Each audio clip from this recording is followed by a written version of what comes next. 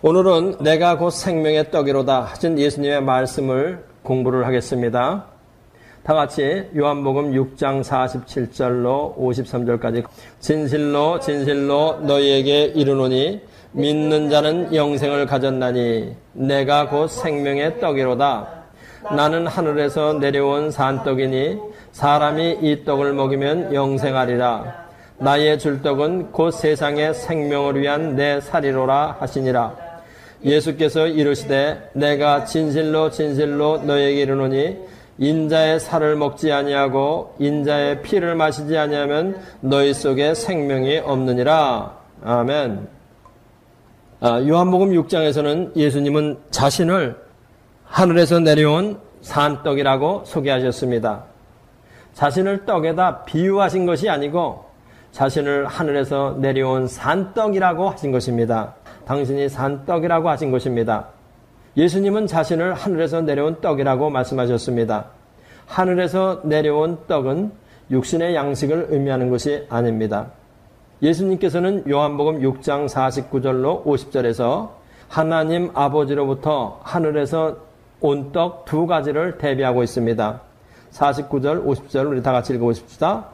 너희 조상들은 광야에서 만나를 먹었어도 죽었거니와 나는 하늘로서 내려오는 떡이니 사람으로 하여금 먹고 죽지 아니하게 하는 것이니라.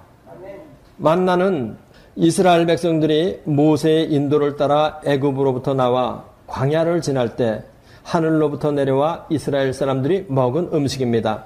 만나는 가시 같고 희고 맛은 꿀 섞은 과자와 같았다고 이렇게 말합니다. 이스라엘 사람들은 애굽에서 나온 후 40년 동안 이 만나를 먹었습니다.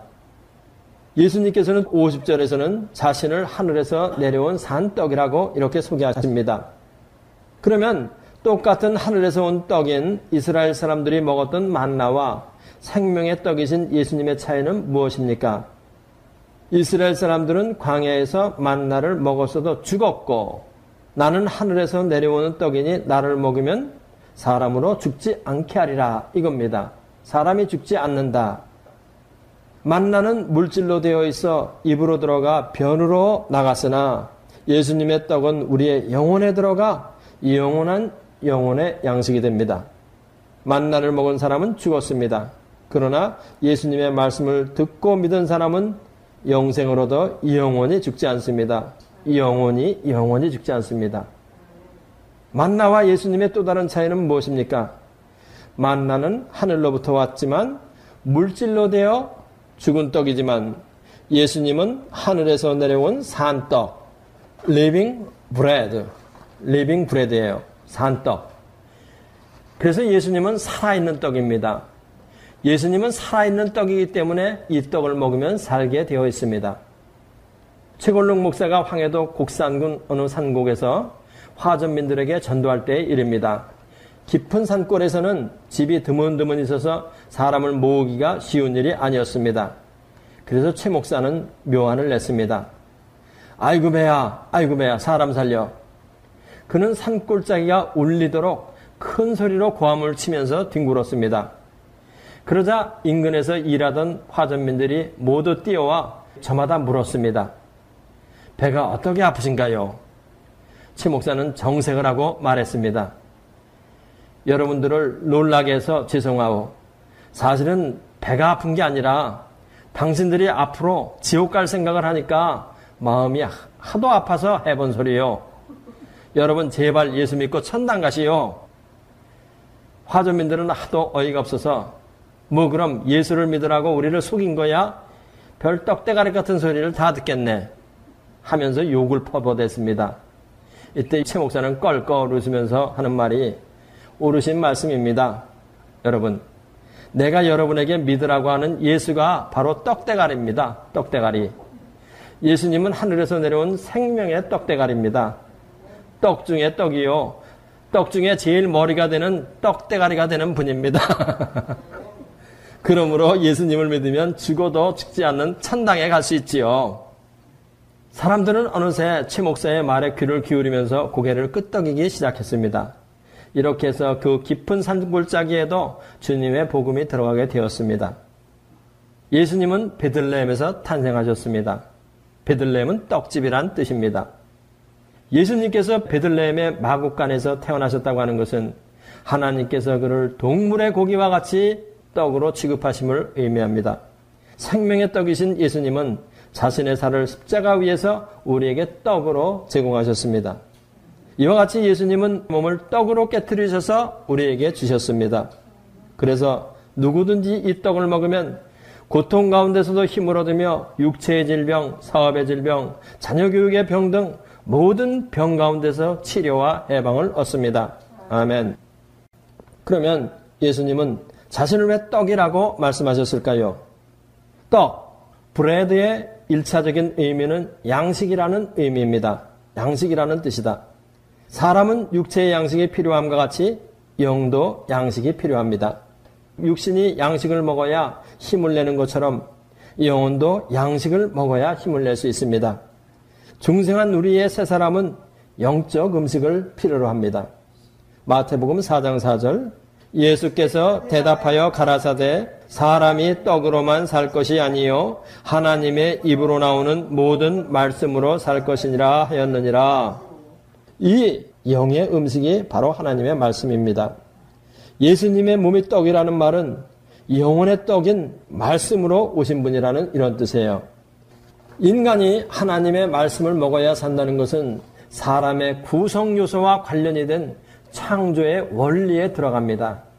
창세기 2장 7절 우리가 다 같이 여호와 하나님이 흙으로 사람을 지으시고 생기를 그 코에 불어넣으시니 사람이 생명이 된지라. 하나님은 사람을 만드실 때 흙으로 사람을 지으시고 생기를 그 코에 훅 불어넣어서 사람이 되게 하셨습니다. 생기를 불어넣었다는 말은 영혼을 불어넣으셨다는 의미와 똑같습니다.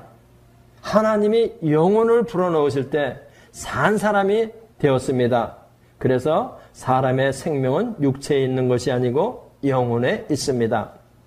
사람의 생명은 물질인 흙에서 온 것이 아니고 영혼을 주신 하나님으로부터 왔습니다. 이와 같이 사람은 흙으로 된 물질에서 온 몸과 하나님께로부터 온 영혼이 있습니다. 그래서 물질인 몸은 물질로 된 음식을 필요로 하고 사람의 영혼은 영이요 생명인 하나님의 말씀을 필요로 합니다. 생명의 떡이란 말은 바로 예수님이 영혼의 양식으로 오셨다는 이러한 뜻이에요. 하나님께서는 이스라엘 백성을 애굽에서 인도하여 내신 후 광야에서 만나를 먹이셨습니다. 그리고 이스라엘 사람들에게 가르쳐 주신 것이 신명기 8장 2절로 3절 내 하나님 여호와께서 이 40년 동안에 너로 광야의 길을 걷게 하신 것을 기억하라. 이는 너를 낮추시며 너를 시험하사 네 마음이 어떠한지 그 명령을 지키는지 아니 지키는지 알려 하심이라.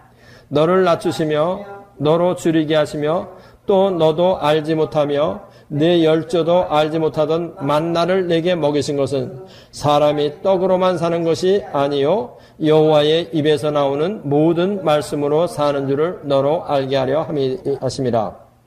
하나님께서 하나님의 백성인 이스라엘 사람들이 하나님의 말씀을 먹어야 살 수 있다는 것을 알게 하시고자 광야 길을 40년 동안 걷게 하셨다는 이야기입니다. 우리는 우리의 영혼의 건강을 유지하기 위해서 하나님의 말씀이 절대적으로 필요함을 알아야 돼요.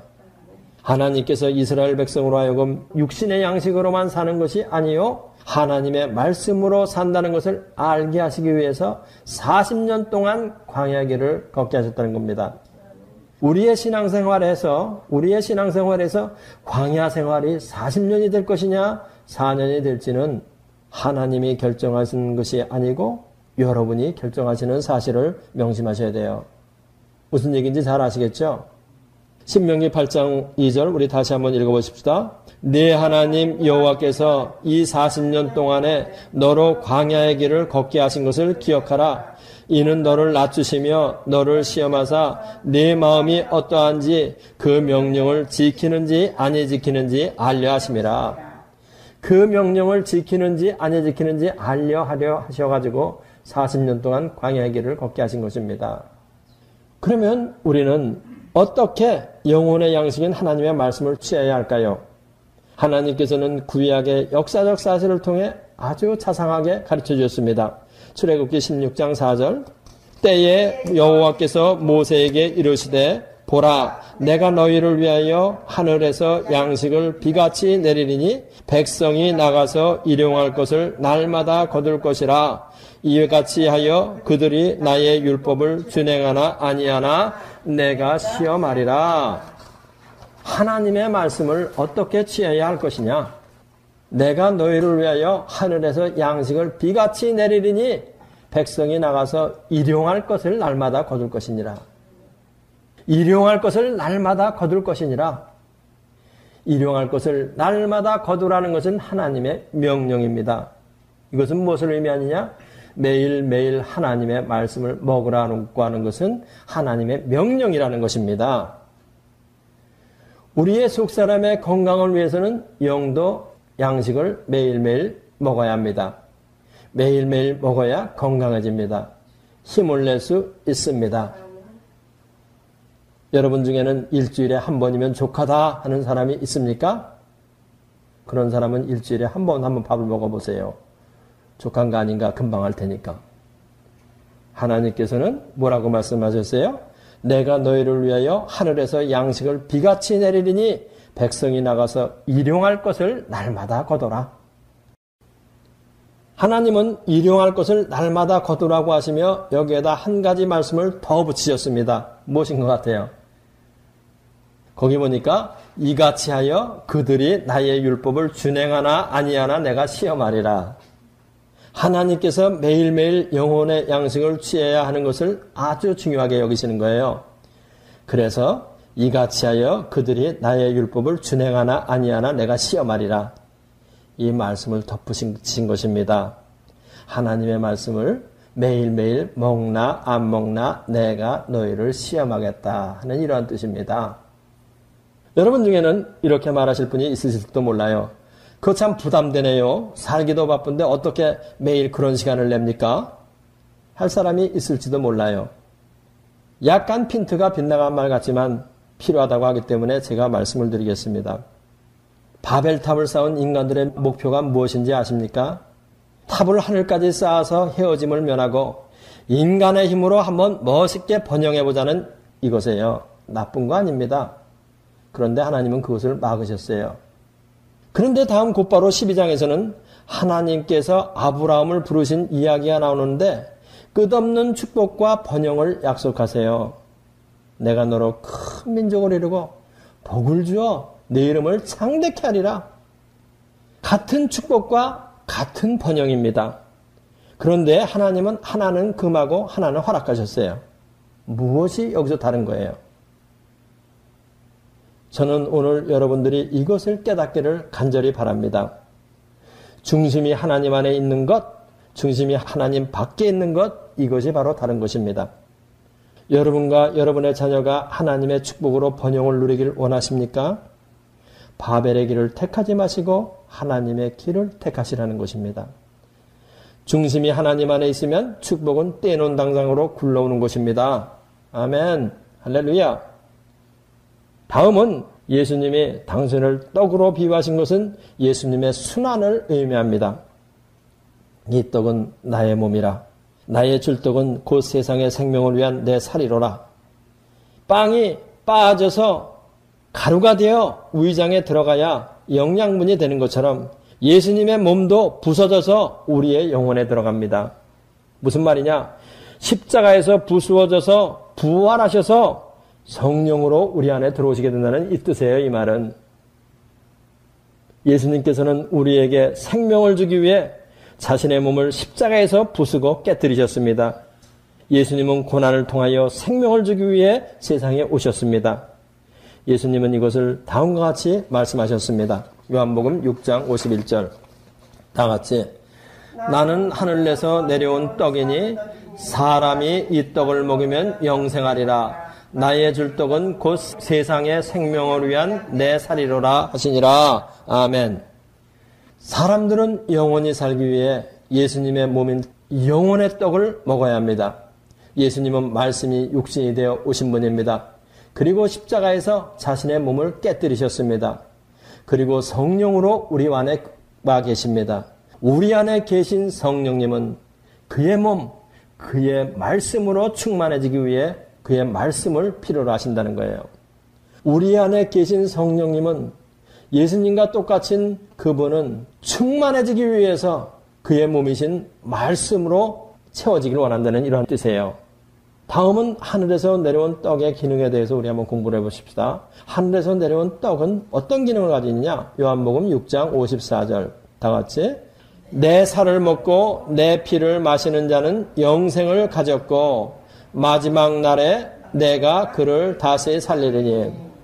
떡의 첫째 기능은 영생을 가졌고 내 살을 먹고 내 피를 마시는 자는 영생을 준다는 것. 영생을 가졌고 하는 이것입니다. 그래서 예수님의 몸인 생명의 떡을 먹으면 무슨 일이 발생하냐면 영생을 얻는 것이에요. 사람은 영생을 얻기 위해서 반드시 생명의 떡인 예수님의 몸을 먹어야 하는 거예요. 그러면 영생은 무엇입니까? 영생과 불사성의 관계에 대해서는 제가 세븐IM에 나는 생명이니 이 말씀을 공부할 때 자세히 설명을 해드렸으므로 여기서는 영생이 무엇인가에 대해서만 말씀을 드리려고 합니다. 우리는 영생이 무엇인가에 대한 확실한 정의를 가지고 있어야 자기 안에 영생이 들어온 것을 확실히 알게 돼요. 이 개념이 분명치 않으면 희미해지는 것입니다. 영생은 예수님 안에 있는 하나님의 영원한 생명입니다. 예수님 안에는 하나님의 생명이 있어요. 요한복음 5장 26절 우리 다 같이 아버지께서 자기 속에 생명이 있음 같이 아들에게도 생명을 주어 그 속에 있게 하셨고 아멘. 아버지께서 자기 속에 계신 그 생명을 누구한테 줬냐? 당신의 외아들인 예수 그리스도에게 주셨다는 거예요. 그래서 예수님 안에는 하나님의 생명이 있는 것입니다. 할렐루야. 다음에 요한일서 5장 11절 다 같이 또 증거는 이것이니 하나님이 우리에게 영생을 주신 것과 이 생명이 그의 아들 안에 있는 그것이라. 하나님의 아들 예수 그리스도 안에 있는 생명은 무엇이냐? 영생이라는 것입니다. 다음에 요한일서 5장 12절 우리 다 같이 아들이 있는 자에게는 생명이 있고 하나님의 아들이 없는 자에게는 생명이 없느니라. 아들이 있는 자, 이 사람에게는 생명이 있다. 아들이 있는 자는 무슨 뜻이에요? 아들이 있는 자. 아들이 있는 자는 영생이 있다는데 아들이 있는 자는 영생을 가진 자라면 어떻게 해요? 그런데 아들이 있는 자에게는 생명이 있고 하나님의 아들이 없는 자에게는 생명이 없느니라. 이 말은 무슨 뜻이냐면은 아들이 있는 자는 성령이 자기 안에 있는 자를 말하는 거예요. 성령이 자기 안에 있는 자. 성령과 예수님은 똑같은 분이시죠. 그렇죠? 그런데 성령님이 우리 안에 계세요. 그러므로 성령 안에서 예수님이 소유한 영생을 우리는 가지고 있는 거예요. 예수님과 똑같으신 분이 예수님 안에 있던 영생을 가지고 성령으로 우리 안에 들어와 계시잖아요. 그러니까 우리 안에 계신 그 성령님은 무엇을 가지고 계신 거야? 예수님 안에 있던 영생을 그대로 가지고 계신 것입니다. 그래서 우리는 영생을 가지고 있는 거예요. 누구 안에서? 성령 안에서. 어떻게? 예수님이 우리 안에 들어오심으로. 그래서 우리가 하나님의 아들이 되는 것입니다. 할렐루야. 이것이 바로 영생을 가졌다는 의미입니다. 우리가 어떻게 영생을 소유하게 되느냐? 가장 쉽게 말하면 성령을 받으면 영생을 소유하게 되는 거예요. 성령을 받은 사람은 아멘 하십시다. 아멘. 다음은 영생의 효능에 대해서 우리 공부하십시다. 영생은 그리스도 안에 있는 하나님의 생명이라고 말씀드렸어요. 영생은 하나님의 생명이기 때문에 사망이 지배할 수 없습니다. 부활의 생명이기 때문에 죽음을 극복한 생명이에요. 이 영생은 어떤 생명이에요? 살아있습니다. 그래서 이 말씀이 사람 안에 들어가면 성령께서 생명력을 왕성하게 하세요. 활력과 생기가 넘쳐나는 것입니다. 생명의 능력이 영생으로부터 흘러나옵니다. 죽을 몸이 다시 살아 일어납니다. 연약한 몸이 강해집니다. 다윗이 골리앗처럼 기골이 장대해서 골리앗을 이긴 거 아니에요. 무엇이에요? 다윗 안에 있는 생명의 능력, 성령의 능력입니다. 생명의 능력입니다. 이 생명력이 역사를 하면 무슨 일이 생겨요? 안진뱅이가 다리를 쭉 펴고 일어납니다. 귀머거리에 귀가 뻥 뚫립니다. 절뚝발이가 뜁니다. 소경이 눈을 뜨고 보게 되는 거예요. 바로 이것이 생명의 능력이에요. 살아있는 능력이라는 거예요. 예수님께서는 양으로 생명을 얻게 하고 풍성한 생명을 얻게 하시려고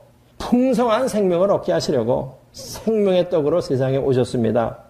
예수님은 말씀하시기를 요한복음 10장 10절 도적이 오는 것은 도적질하고 죽이고 멸망시키려는 것뿐이요 내가 온 것은 양으로 생명을 얻게 하고 더 풍성히 얻게 하려는 것이다. 우리는 생명의 떡이신 예수님을 충만히 먹어서 생명을 풍성히 얻어야 합니다. 아멘. 하나님의 말씀이 사람 안에 들어가면 생명력이 충만해진다는 것은 무엇을 의미하는 거예요? 남태평양 한가운데 타이트라는 섬이 있습니다. 타이트는 프랑스의 영토예요. 그런데 이 섬에서 반란이 일어났습니다. 결국 반란은 진압되었고 폭도들은 법적인 절차에 의해 처형되거나 혹은 감옥살이를 하게 되었습니다. 9명의 불란서인과 6명의 타이티 원주민 남자들, 12명의 타이티 여자 원주민, 도합 27명을 반란에 가담한 죄로 1790년에 피케인이라는 섬으로 영구 유배를 보냈습니다. 그들은 피케인 섬으로 들어가자마자 방탕한 생활을 했습니다. 양심도 없고 도덕 윤리도 없는 생활을 했습니다. 그로부터 10년 후에 프랑스 남자 하나와 원주민 남자 하나와 원주민 여자 몇 명, 그리고 그들에게서 태어난 어린아이들 몇 명만 남고 다 죽었습니다. 그런데 남자라고는 혼자 남아있는 이 프랑스 남자가 자기 옛날 짐을 챙기다가 다 낡은 성경을 한 권 발견하게 되었습니다. 그는 성경을 읽기 시작했고 여자들에게 성경을 가르치고 아이들에게도 성경을 가르쳤습니다. 그로부터 10여 년 후인 1810년에는 그 섬의 인구가 배 이상으로 늘어났고 피케인 섬은 낙원으로 변했습니다. 지금도 피케인 섬은 도둑도 감옥도 위스키가 없는 이러한 섬이라고 합니다. 주민들은 부지런히 일하는 것으로 즐거움을 삼고 온 성이 주일 성수를 한다고 합니다. 여러분들은 이 얘기가 스페셜한 이러한 경우에만 해당하는 것이라고 생각하세요? 지금부터 2000년 전에 사도 바울이 성경 한 권을 들고 유럽에 건너온 후 유럽이 복음화 되었습니다. 동양 사람들이 산신령이다 수신령이다 하며 부지런히 자연에 절할 때 유럽 사람들은 성경의 기본 사상인 창세기 1장 28절에 하나님이 그들에게 복을 주시며 그들에게 이르시되 생육하고 번성하여 땅에 충만하라. 땅을 정복하라. 바다의 고기와 공중의 새와 땅에 움직이는 모든 생물을 다스리라 하신 성경 말씀을 부지런히 읽고 자연을 정복하여 세계 1등 국민이 지금 되어 있습니다. 옛날 얘기가 아닙니다. 바로 지금 얘기입니다. 또 세계에서 가장 우수한 민족으로 독일 민족을 뽑습니다. 그런데 이 독일 민족 게르만족은 우수 민족이 아니었습니다. 그들은 15세기까지만 하여도 흩어져 살던 미개인들이었습니다. 그런데 마틴 루터가 종교개혁 시 성경을 독일어로 번역하여 게르만족들에게 퍼뜨렸습니다. 그 후 게르만족들은 개화하기 시작했고 지금은 세계의 최우수 민족이 되어 있습니다. 하나님의 말씀이 사람 안에 들어가서 생명력이 충만해진다는 말은 바로 이런 뜻이에요. 바로 이런 뜻이에요. 여러분들은 자녀들에게 무엇을 남겨주시겠습니까? 두말할 필요 없이 하나님의 말씀을 심어주어야 합니다. 다른 어떤 것보다 영혼이 잘 되는 것이 먼저 와야 합니다. 영혼이 잘 돼야 육체가 잘 됩니다. 그러므로 성도들은 먼저 영혼의 축복을 받아야 합니다. 영혼이 잘 돼야 범사가 잘 되고 강건합니다. 그러기 위해서는 하나님의 말씀을 가장 고귀히 여기는 사람이 되어야 합니다. 성경 말씀은 하나님이 여러분과 나에게 말씀하시는 것입니다. 사무엘상 2장 30절 다 같이 나를 존중히 여기는 자를 내가 존중히 여기고 나를 멸시하는 자를 내가 경멸히 여리리라. 하나님을 존중히 여긴다는 것이 무엇이에요? 하나님의 말씀을 최우선으로 존중히 여긴다는 것입니다. 존귀하게 여긴다는 것입니다. 매일 일용할 양식을 날마다 거두는 것입니다. 날마다 매일매일 성경 말씀을 일용할 양식으로 먹는 것을 의미하는 것입니다. 성경을 통해서 우리 각 사람은 하나님과 연결되어야 해요. 그래야 무엇이 생겨요? 그 연결된 파이프를 통해서 하나님의 축복이 그냥 흘러내려오는 겁니다. 그러므로 여러분, 우리는 이 세상에 어떤 것보다도 귀한 것이 우리 가슴에 있습니다. 그것은 바로 성령님이세요. 그런데 우리 안에 계신 성령님은 말씀으로 오신 예수님이기 때문에 우리를 충만케 하시기 위해서 말씀을 필요로 하신다는 것을 명심하시기 바랍니다. 매일매일 이 양식을 충분히 섭취하심으로 건강한 영적 생활을 하시는 여러분들이 되시기를 예수님의 이름으로 간절히 기원합니다. 아멘. 기도하십시다. 할렐루야. 우리 아버지 감사합니다. 우리 아버지 하나님, 저희들 무엇이 간데 이 큰 축복을 주시고 이 귀한 말씀 주시고 귀한 아들 주셨는지 정말 감사할 따름입니다. 우리 아버지 하나님의 뜻을 따라서 우리가 이것을 가장 귀히 여기며 가장 존귀히 여기며 우리의 영혼의 양식으로 삼아서 모든 교육의 원리로 삼고 세상을 살아가는 원리로 삼을 수 있는 저희들 될 수 있도록 축복하여 주시옵소서. 그리하여 저희들이 수많은 열매를 거둬서 하나님께 영광 돌리는 저희들이 다 될 수 있도록 하나님 축복하여 주시옵소서. 믿사오며 예수님의 이름으로 기도하옵나이다. 아멘. 이 성경 공부를 하신 분은 곧바로 라이크 버튼을 눌러주세요. 여러분의 수고가 하나님 나라 확장에 큰 도움이 됩니다.